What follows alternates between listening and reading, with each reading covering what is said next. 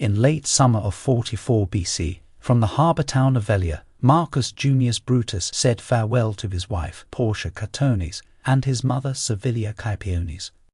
Accompanied by Marcus Favonius, a friend named Acilius, and his fellow liberator Gaius Cassius Longinus, who also left his wife Junia Tertia standing on the docks alongside the other women, Brutus climbed aboard a merchant vessel headed for Greece. The historian Velleius Paterculus tells us that in order to maintain harmony within the Roman Republic, both Brutus and Cassius were ready and willing to live out the rest of their lives as exiles. Having acted as Caesar's assassins with the sole purpose of defending liberty, neither now wished to launch a civil war, and so each was prepared to endure with long suffering the painful consequences and ill repute that followed. For the men who had risen to the challenge, slaying the tyrant who had stolen their nation's freedom, the worst possible fate awaited. That the liberators had been forgiven did not bode well for them, as it was the first indication that they were losing their importance. The Senate had failed to rally in throwing their support behind the men who had liberated them, squandering the opportunity to quickly deter another from assuming Caesar's power. Instead, only 2 days had passed after Caesar's murder before the Senate had bent its collective knee to Marcus Antonius. Thus Brutus and Cassius were relegated to membership in a small group of men afforded special protection under the amnesty which was agreed upon between Antonius and the Senate.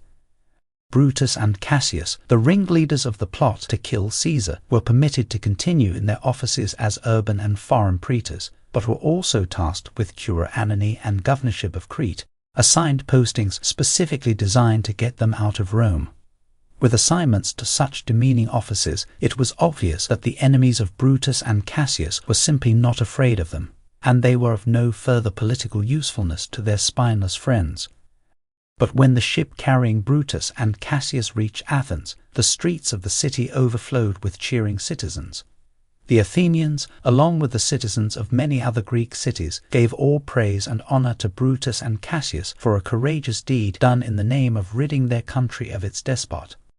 Honorary statues of Brutus and Cassius were commissioned by the Greek peoples and erected in the agoras nearby the statues of Harmobios and Aristogeiton, heroic Greek figures that defined their own histories in the fight against tyranny.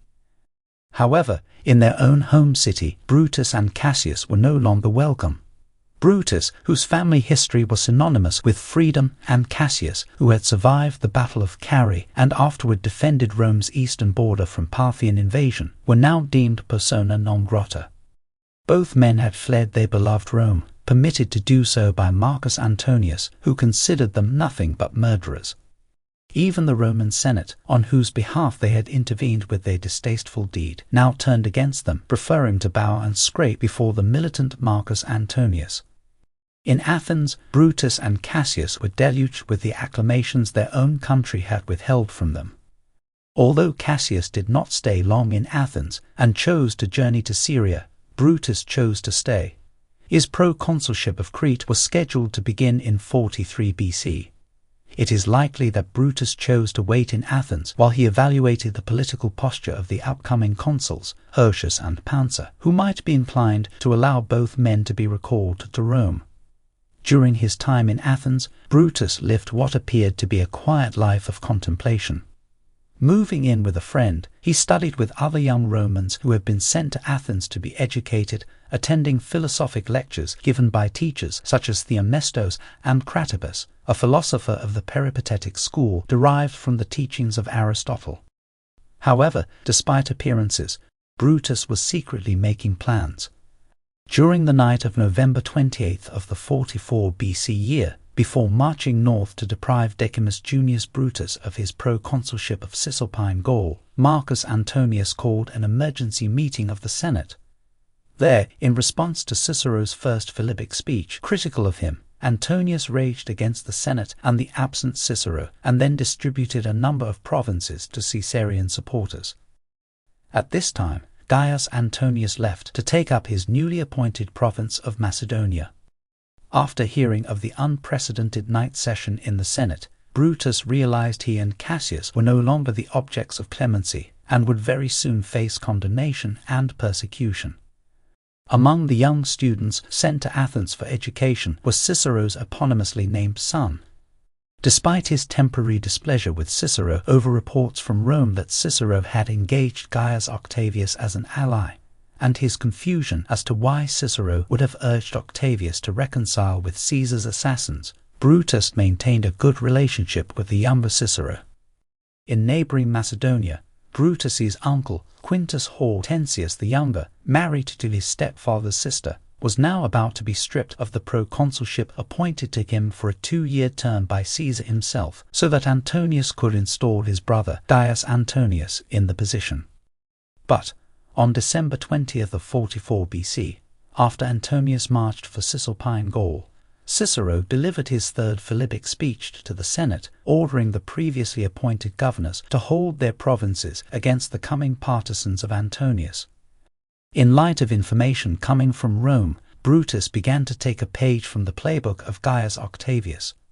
Without senatorial authority, Octavius had begun illegally raising legions to help him enforce his claim. Attempting to beat him at his own game, Brutus began organizing the young nobles studying in Athens, enlisting them to his cause by presenting to them the philosophical ideals of true freedom.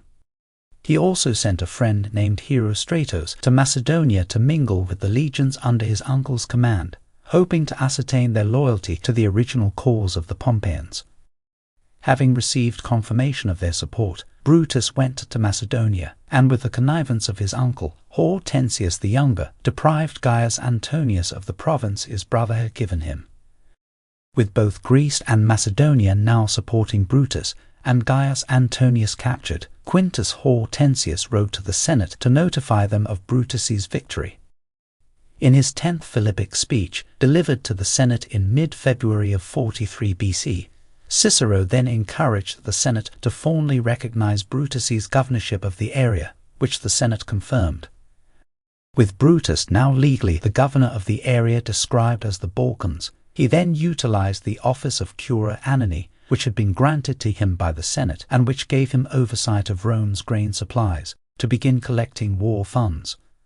Like Gaius Octavius, who had taken possession of Caesar's war chest in Brundisium as a source of funds with which to entice legions to his cause, Brutus was now similarly equipped. Marcus Apuleius served as a quaestor in Anatolia under Gaius Trebonius. Following Trebonius's vicious execution at the hands of Publius Cornelius Dolabella, Marcus Apuleius became Asia's acting proquaestor. On the island of Euboea, Brutus intercepted Marcus Apuleius, who was passing through Greece with Anatolia's tribute to Rome. There, in the town of Caristos, Brutus somehow convinced Apuleius to turn over to him the valuable Anatolian assets. After encouraging Apuleius to return to Anatolia and begin raising troops, Brutus then acquired the war supplies stored in the town of Demetrius, which had been stockpiled by Caesar for his intended invasion of Dacia. Next, Brutus took command of new legions who were marching through Greece on their way to join the armies of Dolabella in Syria. By imitating the independent actions of Gaius Octavius, then informing Cicero and the Senate to secure legitimacy for those actions, Marcus Junius Brutus was able to build a support system consisting of young Roman nobles, freshly trained legions, war supplies, funds, and an army of legions who had defected from Macedonia. Unfortunately, Brutus was not strong enough to march his legions to Rome, and so he waited. During the 43 BC year, as Brutus was busy building up Greece's defences to be able to withstand whichever of the Caesarian leaders won their internal war for primacy, he learned that his wife, Portia, had fallen ill. Despite Brutus's many letters pleading with friends and family in Rome to look after her, Portia Catonis passed away, likely a victim of plague. The legend that Portia killed herself by swallowing hot coals from a brazier is a myth that was created to present her death as a parallel to the suicide of her father, Marcus Porcius Cato, who disemboweled himself rather than submit to slavery. The myth was recorded a century after Portia's death by Plutarch, who didn't believe it. It was later made famous by playwright William Shakespeare, who used it to symbolize the die-hard republicanism of both father and daughter. By the end of 43 BC, With the formation of the Second Triumvirate and their paranoid purge of perceived enemies, the city of Rome began to empty. Senators who had originally failed to back the liberators once they were rid of Caesar now fled proscription, and suddenly the irrelevant liberator Brutus was in the foreground again, as they turned to a member of the Junius Brutus family for a repeat performance in their historic stance against tyranny. In response to the execution of so many Roman citizens, including Marcus Tullius Cicero, who had only months earlier been proclaimed Rome's Princeps Senatus, or Speaker of the House, Marcus Junius Brutus ordered the execution of Marcus Antonius's brother Gaius Antonius. And so, once more, Rome was at war with herself.